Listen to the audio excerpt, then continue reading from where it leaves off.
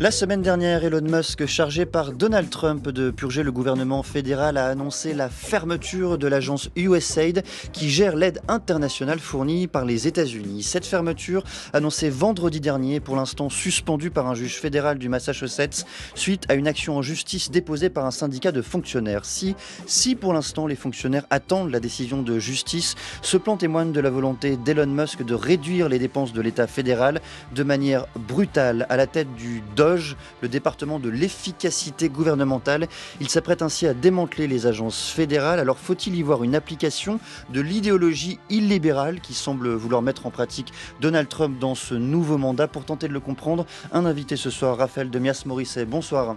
Bonsoir Quentin. Vous êtes docteur en sciences politiques, vous êtes chercheur associé à l'Institut Montesquieu de l'Université de Bordeaux. Merci beaucoup d'être présent ce soir dans Question du soir.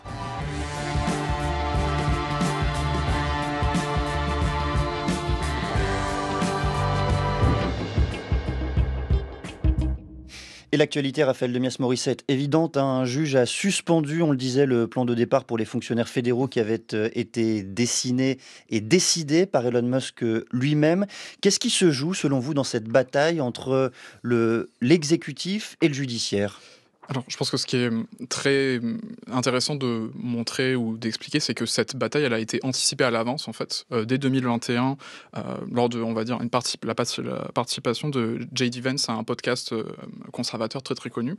Il expliquait justement qu'il fallait reprendre certaines théories développées par des intellectuels de l'alt-right, en l'occurrence Curtis Yarvin, quant à la nécessité de renvoyer en fait l'ensemble des employés fédéraux de l'administration américaine, et au moment où la branche judiciaire ou un juge interviendrait nécessairement, puisqu'il s'agit d'une décision qui est par définition en dehors du champ normalement de compétences de l'exécutif, au moment où le pouvoir judiciaire s'interposerait, ce sera à ce moment-là une occasion pour le pouvoir exécutif de justement mettre en jeu un affrontement direct entre la volonté du peuple et celle des juges. Expliquez-nous ce que c'est que le DOGE, cette fameuse administration à laquelle Elon Musk est désormais à la tête. Ce qui est étrange, c'est qu'on a le sentiment d'une administration totalement fantôme. Il n'y a pas de site internet pour tenter de comprendre ce qu'elle est. Jusqu'il y a peu encore, ses principaux membres étaient totalement, leur identité était totalement inconnue. Alors qu'est-ce que c'est que le DOGE concrètement ?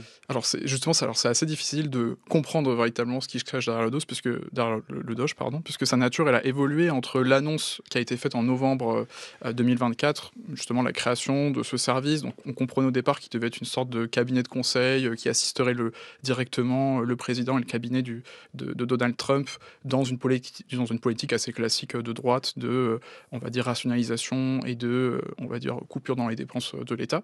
Et donc on a senti qu'il y a eu des tensions au sein de cette première mouture quant à l'orientation du DOGE, à savoir si jamais il devait devenir un service départemental ou est-ce qu'il devait rester extérieur à l'administration américaine. Parce que le problème, c'est qu'en fait, si jamais le DOGE devenait un département au sens classique du terme, il devait être soumis à des contrôles de la part du Parlement, enfin, en l'occurrence du Sénat et du Congrès, et ses membres devraient faire l'objet de déclarations d'intérêt et tout un tas de contrôles qu'il s'agissait précisément d'éviter, en l'occurrence, pour éviter qu'il y ait des déclarations de conflit d'intérêt qui puissent porter préjudice à Elon Musk ou aux membres du DOGE.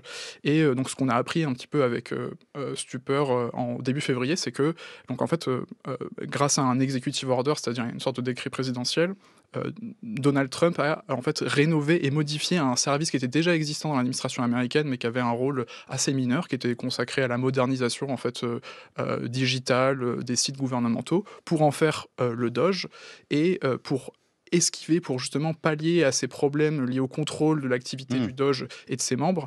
Il a donc choisi on va dire, nommer des personnes à titre, on va dire, des conseillers qui travaillent bénévolement. C'est-à-dire on a tout un tas de techniques juridiques qui ont été employées pour nommer de façon relativement floue et justement potentiellement illégale un collaborateur qui, on va dire, ont pour mission justement de rationaliser l'État. Oui, parce que je reviens effectivement sur l'identité de celles et ceux, surtout ceux d'ailleurs qui composent ce DOGE, le département de l'efficacité gouvernementale. Jusqu'à il y a encore quelques semaines, l'identité de ces employés était inconnue, et identité qui a été révélée par la presse. Alors qui sont-ils, ces entourages, son entourage à Elon Musk ?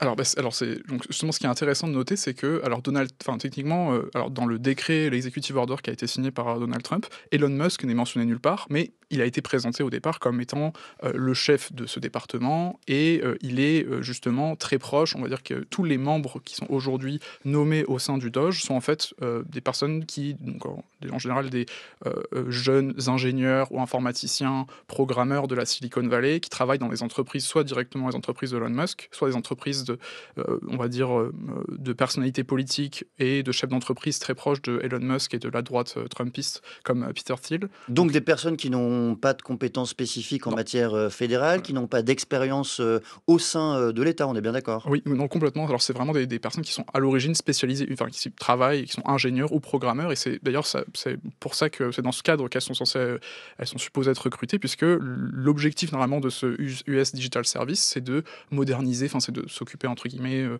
la partie Internet, finalement, le visage, on va dire, digital du gouvernement américain. Et donc, c'est par cette faille, entre guillemets, que l'action du Doge, elle est menée, puisque c'est par le biais, justement, de le service de paiement informatisé que ces Mmh. membres ont pris le contrôle des administrations qu'on a évoquées. Ils ont pris le contrôle de ces administrations, ils ont pris le contrôle, par ailleurs, d'une quantité considérable, de données, tant et si bien qu'aujourd'hui, certains journalistes et certains experts parlent, par ailleurs d'un quasi-piratage de l'administration américaine. Il faut nous expliquer, de quoi il s'agit? Alors en fait, je pense qu'il y a des détails qui mériteraient d'être, enfin, je pense qu'ils nécessitent des connaissances spécialisées en informatique et sur l'administration américaine pour bien comprendre ce qui est en train de se jouer. On va dire que aujourd'hui, la plupart des États fonctionnent avec des services digitalisés, informatisés, concernant enfin, le budget de l'État et en particulier les paiements. Donc il y a des centres névralgiques au sein de l'État américain qui servent justement à gérer ces dépenses. Et c'est au sein de ces services névralgiques que les agents ou les employés du Doge sont intervenus de façon justement assez, on va dire, violente, en renvoyant les personnes qui travaillaient jusqu'à présent dans ces services pour en prendre le contrôle, connecter leurs ordinateurs et avoir accès à toutes les données qui circulaient à travers ces centres de données, notamment donc un centre qui, donc l'US Service Payment, qui sert à enfin, justement valider l'ensemble des paiements de l'État fédéral américain. Donc c'est véritablement le cœur du pouvoir américain qui est ici en jeu. Ce qu'il faut préciser, aussi, hein, Raphaël, Demias-Morisset, c'est que le corps social américain, soutient assez largement, Donald Trump et Elon Musk dans ce domaine précis de la réduction de l'État fédéral, hein. Selon un sondage Ipsos Reuters, 61 des Américains approuvent le projet, dans ce domaine. Là aussi, comment est-ce qu'on l'explique? C'est une perception absolument différente du rôle de l'État dans la société. Alors je pense que c'est une question, alors peut-être un sondage qui nécessiterait d'être, peut-être considéré avec plus de tact puisqu'en fait, il y a plein de choses on va dire, différentes, sujets qui Mmh. entrent en collision quand on parle de justement cette question puisque, l'entreprise qui est revendiquée par le Doge à l'origine, c'est justement l'idée, d'une rationalisation des dépenses et de mettre fin à la corruption, à un certain nombre de malversations qui seraient, on va dire l'objet de tractations, secrètes et illégales entre une partie de l'administration américaine et des élites, enfin les élites médiatiques. Dans un discours souvent Voilà, complotiste, hein, il faut le exactement, dire. complètement. Donc on a un discours complotiste qui est très prégnant au sein de la droite américaine, mais en fait pas seulement sur justement la question de la corruption au sein de l'État américain et cette collusion d'intérêts qui grèverait justement, qui expliquerait le déficit de l'État américain et puis surtout le trop plein de dépenses. Et donc c'est forcément un discours qui est naturellement, on pourrait considérer qui entre dans une rhétorique populiste et qui euh, fait nécessairement, on va dire, qui va être, Mmh. va pouvoir susciter une adhésion assez logique dans la population. Mais à ce discours se superpose, on va dire, un certain nombre de thèmes spécifiques à la droite radicale et au suprémacisme blanc qui voudrait que, justement, en fait, on dépense de l'argent pour des minorités ou pour des personnes qui, en fait, ne devraient pas bénéficier de ces aides parce qu'elles ne sont pas vraiment américaines, parce qu'elles n'ont pas la bonne couleur de peau, etc. etc. La voix de Marco Rubio, il s'exprimait sur CBS News, c'était le 3 février dernier. Je suis le directeur par intérim de l'USAID. J'ai délégué cette autorité à quelqu'un, mais je reste en contact avec lui. Notre objectif était d'aligner notre aide étrangère sur les intérêts nationaux. L'USAID a toujours ignoré cela et a décidé qu'elle était en quelque sorte une organisation caritative mondiale distincte de l'intérêt national. Il s'agit de l'argent des contribuables et je suis très troublé par ces rapports selon lesquels ils n'ont pas voulu coopérer avec des personnes qui posent des questions simples sur ce que fait ce programme, qui reçoit l'argent, qui sont nos contribuables, qui est financé. Ce niveau d'insubordination rend impossible de mener un examen sérieux. Marco Rubio, hein, le secrétaire d'État américain, il s'est par ailleurs fait nommer directeur par intérim, hein, de l'USAID. Pourquoi se focaliser, pourquoi Elon Musk en particulier s'est-il focalisé sur cette institution, sur cette agence en priorité, hein, comme un symbole?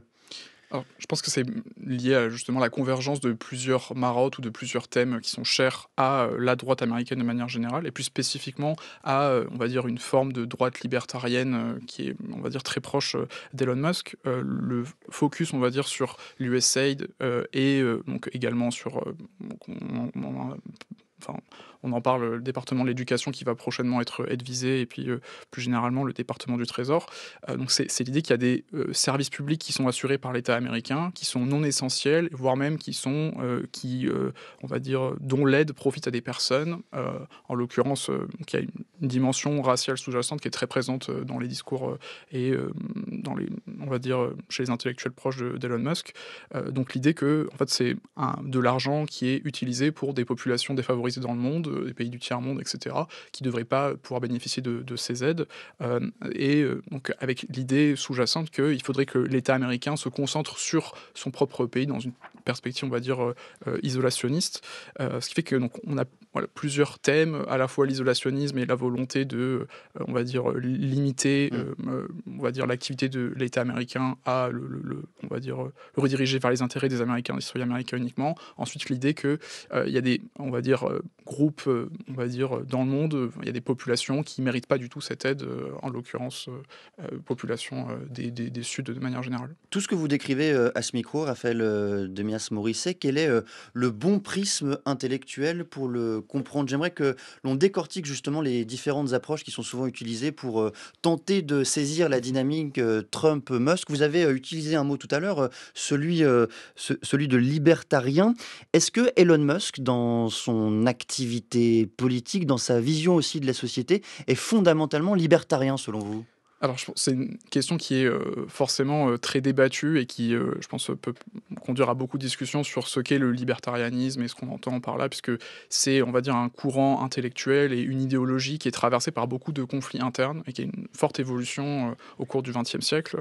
Ce qui fait on a en particulier deux factions qui s'opposent grosso modo au sein du libertarianisme. Une faction qui va se revendiquer de l'anarcho-capitalisme et qui est classiquement représentée dans la culture américaine par des figures telles que Ayn Rand et par des romans, on va dire les romans qu'elle a écrits, et par certaines personnalités politiques. Et donc l'anarcho-capitalisme, c'est, si je caricature, l'absence totale cette fois-ci de l'État. Complètement. Et du coup, avec une idée, donc il faut justement donc complètement mettre fin à l'État. Il y a une idée aussi derrière de justement combattre aussi la religion, une volonté de permettre à n'importe quelle personne de pouvoir, on va dire, réaliser l'activité économique qu'elle désire sans aucune contrainte, et également une volonté de supprimer toutes les formes de contraintes sur ce qui peut exister en termes, les exemples les plus caricaturaux, ça va être le travail des enfants, l'esclavage, c'est cette idée de revenir à une sorte de Far West. Ça, c'est une première branche libertarienne. C'est ça.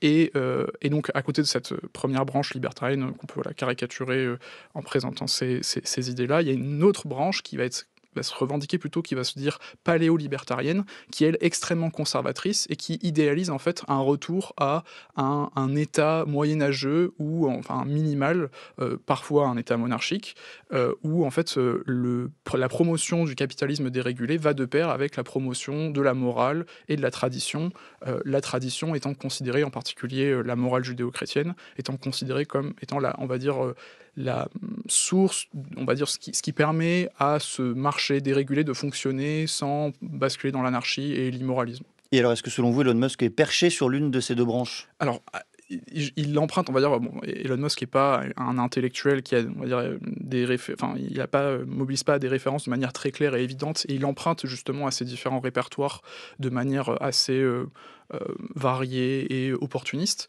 ce qui est, on va dire, enfin, je pense, ce qui pose problème à beaucoup de libertariens concernant Elon Musk, c'est qu'il est lui-même particulièrement dépendant des financements de l'État américain. En fait, il est dans une posture paradoxale, mais qui est très caractéristique en fait de la plupart des libertariens, qui est que donc, on défend le marché dérégulé et l'idée que l'État serait quelque chose d'inutile et on va dire de fondamentalement nocif pour les droits individuels, mais en même temps on défend un État qui favorise les entreprises nationales, qui soutient activement des politiques de l'offre, enfin qui soutient activement son propre capitalisme avec des politiques de l'offre, en fait il y a cette idée que en fait le rôle de l'État c'est principalement d'être le défenseur d'entreprises comme celle d'Elon Musk. Est-ce que la notion d'illibéralisme, vous allez d'ailleurs nous rappeler de quoi il s'agit, sa définition, est-ce que cette notion-là vous semble plus pertinente pour comprendre l'idéologie qui enserre, qui entoure Elon Musk?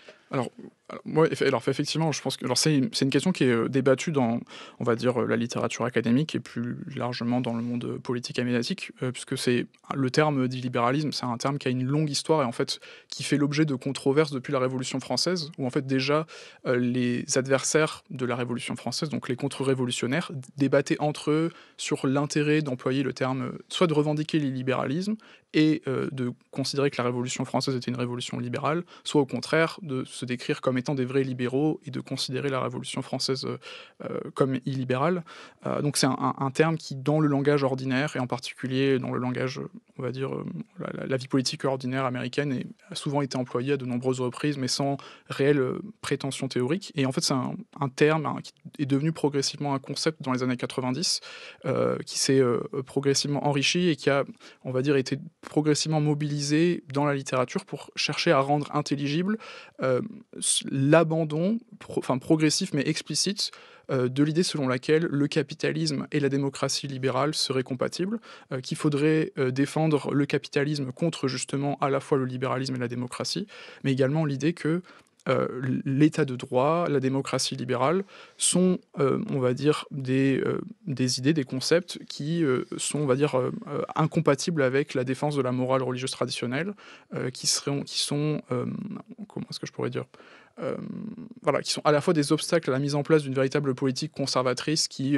menacerait les droits d'un certain nombre de minorités, également qui sont en fait une véritable, enfin c'est le terme qui est souvent employé par des intellectuels libéraux, en fait qui serait une religion dissimulée qui serait caractérisée par son anticléricalisme et qui viserait à faire disparaître justement l'Église et toutes les formes de tradition, quelle qu'elle soit. L'exemple paroxystique, si je puis dire, c'est l'exemple hongrois qu'on a beaucoup utilisé en Europe. On a beaucoup parlé de démocratie illibérale s'agissant du gouvernement de Viktor Orban. C'est aussi un processus très clair, des élections démocratiques, un processus électif que l'on respecte, mais une fois au pouvoir, on change les règles. Est-ce que là aussi, Elon Musk est dans cette dynamique-là et ce prisme illibéral est pertinent pour comprendre ce qu'il est en train de faire aujourd'hui? Alors, la notion de démocratie libérale, elle est, on va dire, elle a connu un succès assez important justement suite à sa revendication, à son appropriation par Viktor Orban dans plusieurs discours à partir des années 2011.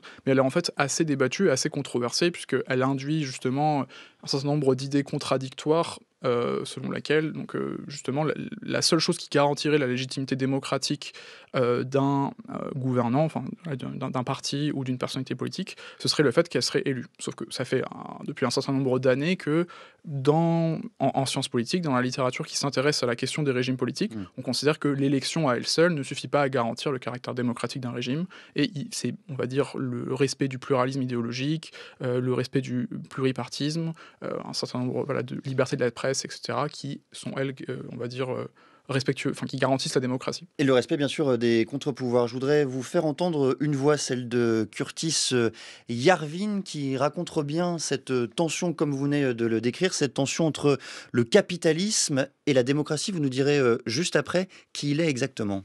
I think that the problem is basically when people equate democracy with good government. Le problème se pose lorsque les gens assimilent la démocratie au bon gouvernement.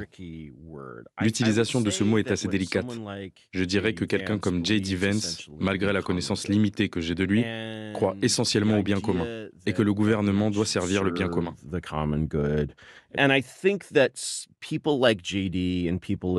Je pense que les gens comme J.D. et ceux de la scène intellectuelle qui l'entourent, et qui est très variée, seraient tous d'accord sur ce principe. En ce qui concerne ce que vous entendez par démocratie dans ce contexte, je dirais que si la démocratie va à l'encontre du bien commun, elle est mauvaise. Si elle va avec, elle est bonne.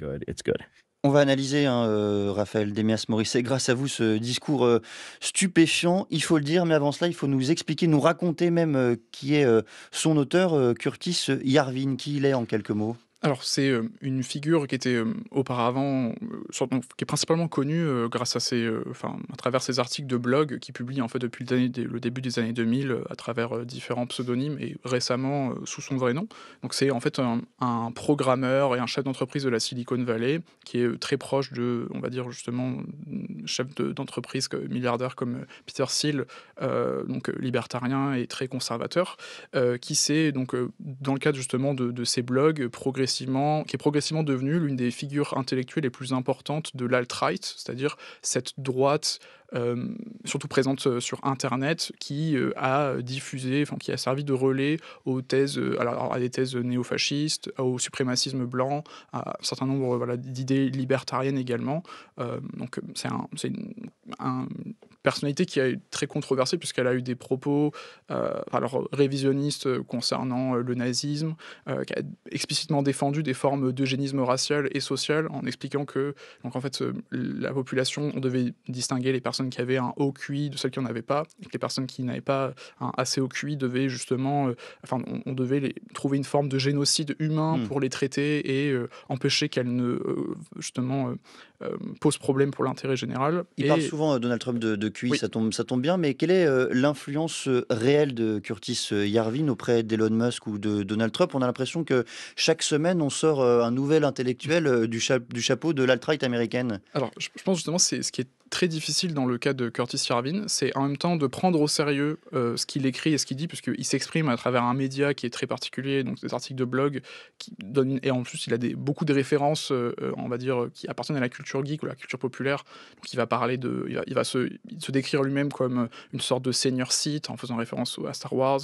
Il va faire des références également à plein d'univers comme ceux de Warhammer ou ceux de Tolkien. Ce qui fait que c'est difficile en même temps de prendre au sérieux ce qu'il dit, mais en même temps il reprend des thèses néofascistes, suprémacistes qui sont très bien identifiés et qui semblent avoir un impact, un effet assez important sur la droite américaine, puisqu'elles sont publiquement reprises par justement des personnalités comme J.D. Vance dans des podcasts, et donc elles sont particulièrement influentes justement dans les milieux de la Silicon Valley, où on va dire, c'est difficile de savoir si jamais c'est lui qui est véritablement le moteur de ce ce qu'on a appelé le Dark Enlightenment, c'est-à-dire les lumières obscures, ou si jamais c'est simplement, on va dire qu'il n'est que la face émergée et l'illustration de ces dérives, mais on va dire que ce qui est certain, c'est ce qu'on peut voir aujourd'hui avec l'exemple du Doge, c'est que l'idée selon laquelle la démocratie et le capitalisme seraient incompatibles et qu'il faudrait qu'un dirigeant gouverne un État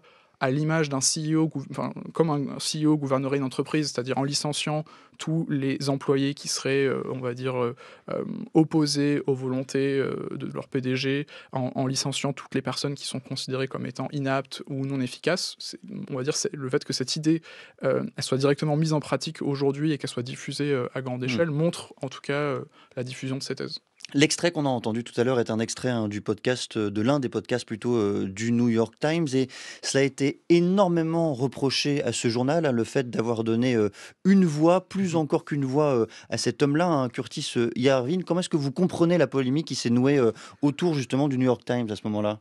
Alors je pense que c'est une politique qui est très représentative de une forme de faillite ou de, on va dire, morale et intellectuelle d'un certain nombre de on va dire, de journalistes et de contre-pouvoir classique dans la démocratie américaine, en l'occurrence le New York Times, qui consiste à penser que, alors ces personnalités comme Curtis Yarvin ont un discours qui est volontairement, on va dire, double, et elles jouent constamment sur l'ambiguïté entre leur avatar virtuel, leur personnalité virtuelle et les propos qu'elles peuvent tenir sur Internet, et ce qu'elles disent quand elles sont au micro de caméra ou quand elles sont invitées.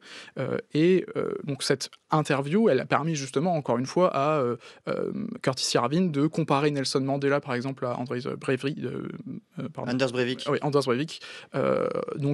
En expliquant que donc, les deux étaient des terroristes et qu'on pouvait les mettre sur un pied d'égalité finalement, puisque c'était juste une question de point de vue, faire la différence entre les deux. Donc dérouler entre guillemets le tapis rouge à ces intellectuels-là me semble être justement une façon particulièrement peu efficace de mettre en lumière ce qui est vraiment dit dans leurs écrits et ce qui se diffuse au sein de l'alt-right, et en même temps de comprendre quels sont leurs liens précis avec les membres de l'administration américaine, puisque on peut difficilement se fier aux seules déclarations de Curtis Yarvin pour comprendre quels sont ses véritables liens avec l'administration de Trump. D'un mot, on peut vraiment parler d'intellectuel, selon vous? J'ai un doute. Alors justement, alors aussi, ça dépend de ce qu'on entend par intellectuel. C'est assurément pas un intellectuel au sens classique du terme, même si jamais il aime à se penser comme un historien révolutionnaire par plein d'aspects, et qu'il est justement persuadé de son propre génie.